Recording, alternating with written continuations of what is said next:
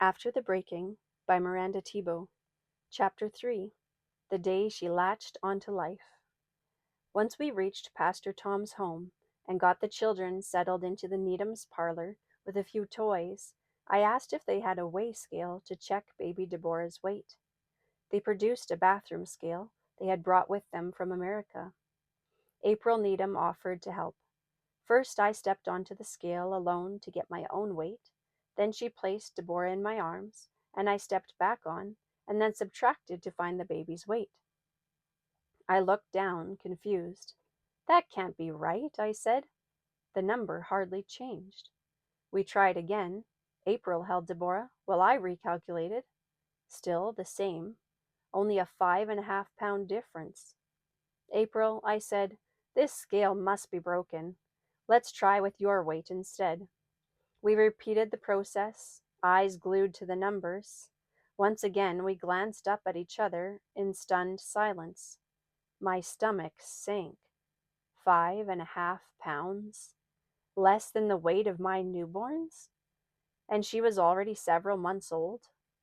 I thought of Hannah's sturdy little frame at birth, and the comparison made my chest ache. We both shook our heads.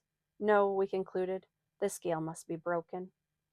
That afternoon we headed for Mbingo Hospital, an exceptional facility by African standards. Staffed by nurses and doctors from around the world, it offered the best chance for Deborah to be properly assessed.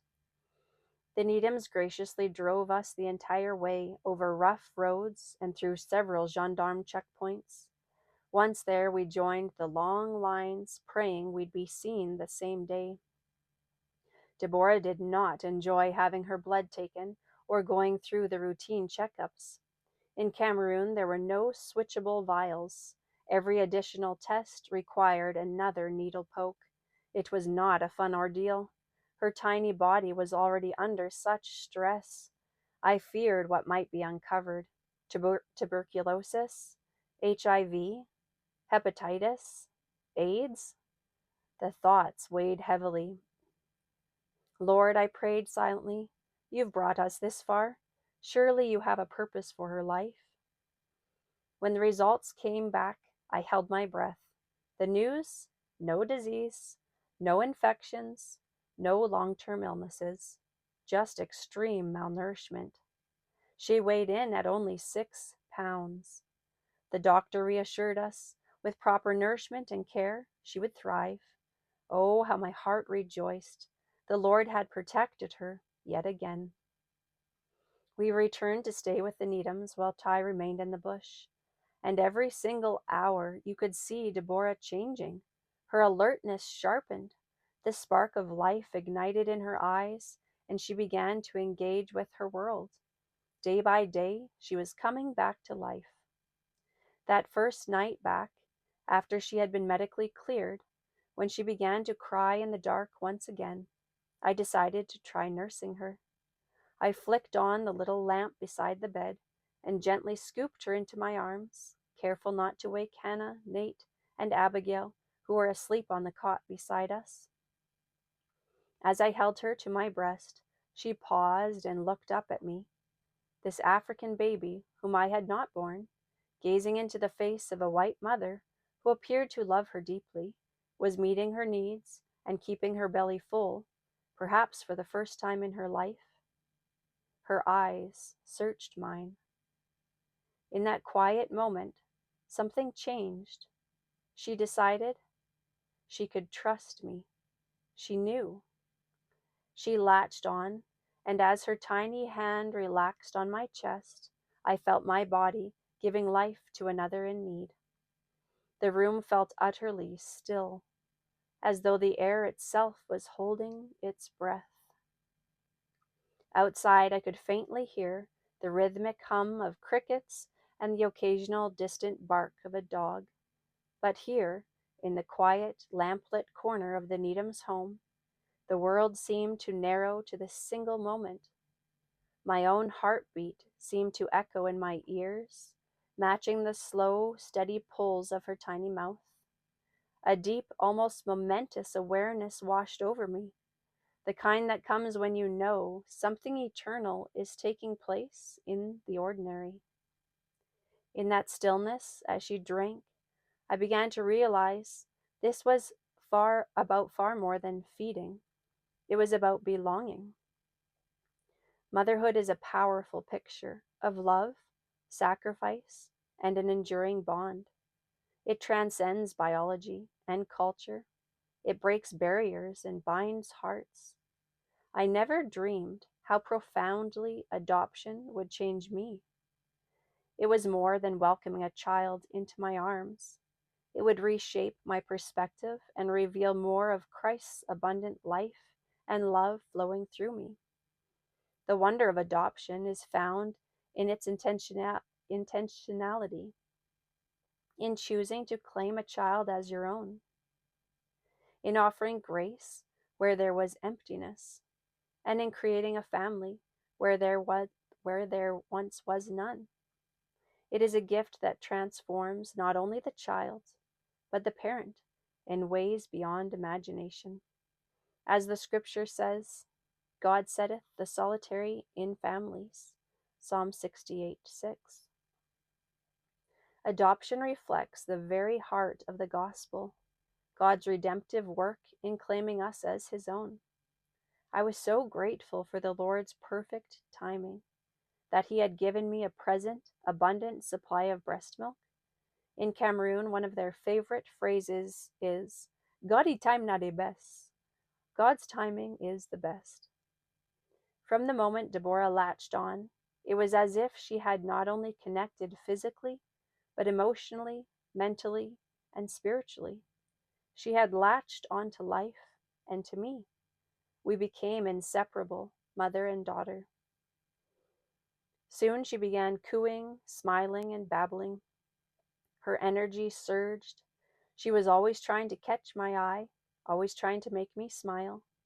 Eventually, she and Hannah began tandem nursing, clasping hands as they fed. I'd glance down to see their little fingers intertwined, black to white, white to black, spilling milk spilling from the corners of their tiny mouths as they giggled together. My mother's heart was full to bursting. The desire accomplished is sweet to the soul. Proverbs 13:19. Our Cameroonian friends began calling me Mani, meaning mother of twins, and Tai they called Tani, meaning father of twins. They said that Hannah and Deborah were officially our twins. Giving birth to twins had always been a dream of mine, so this touched me deeply. My whole face warmed every time they said it. Tai flew back from his completed building project, and we excitedly welcomed him into the Needhams' living room. He couldn't believe how much Deborah had transformed in just a week. It's like she's a completely different child already, he said, wide-eyed.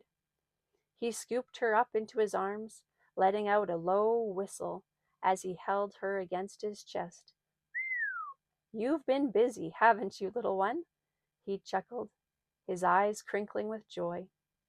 She responded with a shy, toothless grin, and I watched his expression soften into something deeper, a father's pride mingled with awe. Once we were settled back into our own home and developed a new routine with our 4 little ones, Deborah grew rapidly. I began to notice she was pushing a new tooth through almost every week. That's odd, I thought. She now has just as many teeth as Hannah, and Hannah's over a year old. In barely 3 months, she had grown to the same size as Hannah. Deborah's appetite remained insatiable as we began introducing real food into her diet. I had to feed her carefully.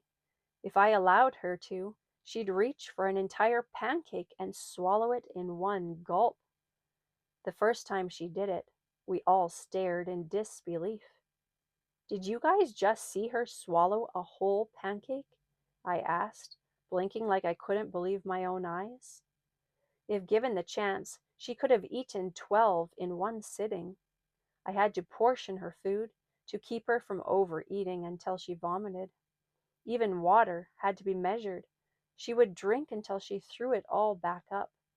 This heightened survival instinct wouldn't fade away for another 6 years. As you can imagine, with that much food intake came a lot of diaper changes. I was changing her twice as often as Hannah, if not more. Within a few weeks, we made a visit to the courthouse in Bamenda to begin the official adoption process. To our great relief, they said there would be no problem for us to adopt her. We rejoiced. They informed us that we would need a close relative as a witness who could appear in court on the appointed day. Once that was done, the legal signing could proceed. But first, we needed to create a birth certificate. Since Deborah had been born in the jungle, there was no such documentation. So Ty made a trip into town to complete it with a lawyer. The first field asked for her name. He entered the one we had given her. Next came date of birth. Well, we don't know what day she was born, Ty admitted. The lawyer waved it off. Just pick a day. Ty laughed as he realized he was being handed the rare opportunity of choosing his own child's birthday. He wrote, May 28th, 2011. When he came home and proudly showed me the birth certificate, I laughed. Couldn't you have picked a month besides May? We already have birthdays in May. Ty grinned. It was the first date that came to mind. The long-awaited day finally arrived. Deborah's great-uncle, Paul Emanuel, was scheduled to appear in court, but he missed it. Yet even in that, God was weaving his plan. Ty had called Pastor Tom on Wednesday night via satellite phone. The rain had started coming down heavily, and Pa Emanuel, being quite elderly and in poor health, wasn't able to make the 5-hour jungle trek in such weather. Ty asked Pastor Tom to fly out in the morning to pick him up alone. Well, the kids and I drove to the Needham's house, expecting Ty to return solo. So imagine our shock and joy when the plane taxied into the yard, with Pa Emanuel sitting in the back, waving at us and grinning ear to ear with his toothless smile. I ran to greet him, and he scooped Deborah into his arms, marveling over how sturdy she had become. As Ty stepped out, he began recounting the unexpected turn of events. After landing on the airstrip, Pastor Tom had returned to Sabga, while Ty trekked the intense 5-hour route into the village of Asaka. That night he was warmly welcomed and anticipated that he and the uncle would leave early the next morning. But then it began to pour. Buckets of rain fell through the night. Pa Emanuel told Ty, I cannot make the journey in this rain. So Ty waited, and while he waited, he preached the gospel. By God's providence, 4 of Deborah's relatives trusted Christ that day. They were filled with joy and begged Ty to return and start a church in Asaka. Do you have a Bible? They asked. Ty handed them his own, the only one he had along on his trek. That night he found shelter in one of the villagers' humble huts, the sound of rain pounding against the thatched roof like a steady drumbeat. Then at 4 a.m., a soft hand shook him from his sleep. The rain has stopped, Pa Emanuel whispered, his voice low but urgent. And just like that, under the pale glow of the moon and the hush of a world still half asleep, they set out, 5 relentless hours through darkness, mud, and jungle, driven by a mission that could not wait for daylight. Pa Emanuel stayed with us for the whole week until our rescheduled court date arrived. Watching him interact with our modern way of life was fascinating, especially because, by North American standards, our setup was very basic. He was astonished that water came out of a tap. He never turned on the light in his room because he had never seen electricity before. We showed him the video footage we had taken of him and Esther in Imanaville, and when he saw his own image on the computer screen, he jumped back, wide-eyed. Now which kind witchcraft this? What kind of witchcraft is this? He cried. We laughed until we cried. I could only imagine the stories he would carry back to the people in Asaka. That night, when we turned on the outdoor light with the generator running, an unexpected swarm of flying termites filled the air. Deborah's uncle lit up with excitement and urged the kids outside to help catch as many as they could. They ran around squealing and scooping up the insects with bare hands and jackets as makeshift nets, bringing their bounty inside with pride. After plucking the wings off their wriggling prizes, they turned to me, grinning, and asked if I could fry them up for a bedtime snack. Yum, yum. The following Thursday, we headed to court for the rescheduled hearing, thrilled that the long-awaited day had come. Deborah's uncle was wide-eyed and gripping the door as we drove at a modest 60 kilometers per hour. "This speed over plenty! This speed is way too fast," he cried, much to our amusement. Ty slowed it down a bit to help calm him, but we laughed all the way there. We had heard stories of endless delays and unexpected complications, but as we stepped into the small, crowded courtroom, a quiet peace settled over us. One by one, the documents were reviewed, the signatures placed, and the words spoken that would forever change our lives. My hands trembled slightly as I gripped the edge of the wooden bench, listening for those words. It felt like everything we had walked through, every prayer, every sleepless night, every moment of doubt, was pressing into this single point in time. When the magistrate finally spoke, it was as if the weight lifted all at once, replaced by a flood of relief and gratitude so strong that tears blurred my vision. No disputes, no obstacles, only favor. As the gravel came down, it became official. Deborah was really, truly, and legally ours. A wave of joy and relief washed over me, and I could hardly keep the tears from spilling. God had done it. We celebrated with a homemade cake, surrounded by our family and Pa Emmanuel, joy brimming in every corner of the house. I looked down at Deborah, now legally, fully, and forever our daughter, and marveled. From nameless and forgotten in the jungle to cherished and chosen in our home, her story was nothing short of a miracle. Only God could write something so beautiful, just as He promised, and I knew this was only the beginning. A Bond Beyond Blood, poem written by Miranda Thebeau. She was not born from my own womb, no swelling months, no birthing room. Yet in the hush of midnight's grace, I felt her breath against my face. A different hue, her silken skin, so dark, so soft, drawn gently in, to arms that hadn't borne her pain, but held her close all just the same. Her eyes met mine, unsure at first, a world unknown, a fragile thirst, but hunger stirred, and need spoke loud, and love bent low without a sound. I offered her what I could give, the gift to nourish, help her live, and there she latched, and there she stayed, as fear and famine slipped away. Oh, sacred bond, no blood required, just mercy lit and love inspired, a mother made not by design, but by the hand of the divine. Two skin tones woven side by side, two hearts no color could divide, her little hand upon my chest, my body now her place of rest. And as she fed, she gazed above, into the face of steady love. She knew this warmth would never cease. She knew this white skin meant her peace. In time she bloomed, her laughter bold, her eyes like stars no night could hold. She clasped her sister's tiny hand, black and white a holy strand.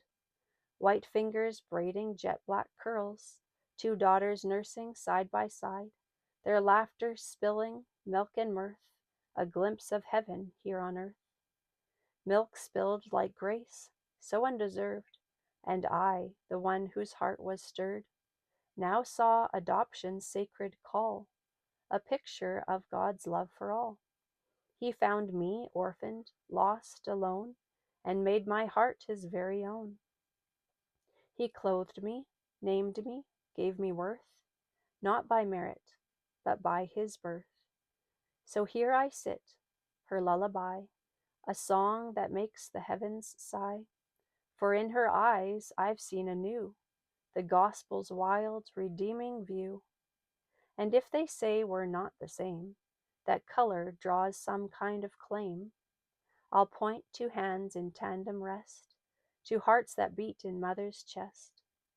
This child I hold is not like me, but she reflects eternity, and in her smile I plainly see the heart of Christ poured out for me.